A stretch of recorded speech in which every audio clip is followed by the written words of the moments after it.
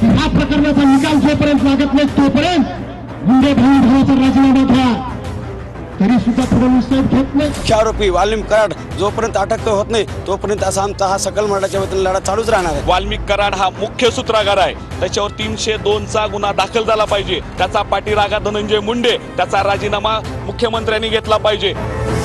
बीडच्या आधीच लातूरच्या रेणापूरमध्ये सकल मराठा समाजाचा मोर्चा निघाला.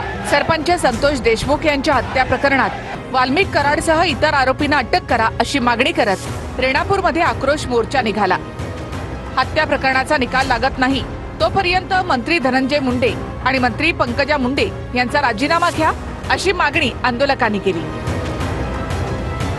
आज प्रत्येक मराठा भाजपाच म्हणतोय की ह्या प्रकरणाचा निकाल जोपर्यंत लागत नाही तोपर्यंत गुंडे भाऊचा राजीनामा घ्या, तरी सुद्धा फडणवीस साहेब घेत नाही. म्हणजे यांना मराठ्यांची किंमत नाही.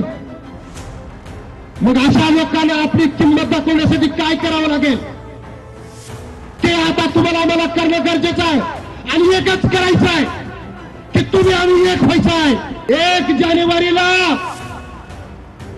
जर आज आम्ही शांततेच्या मार्गाने चाललेल्या मोर्चावरती जर सरकारनं जर ठोस पाऊल जर नाही उचलला, वाल्मिक कराडला जर अटक नाही केली, तर 1 तारखेला हरियाणापूर तालुक्यातील सकल मराठा समाज 18 पाट जाती धर्मातल्या लोकांना सोबत घेऊन रस्त्यावरती चक्का जाम आंदोलन करेल, रेणापूर फाट्यावरती चक्का जाम आंदोलन करेल.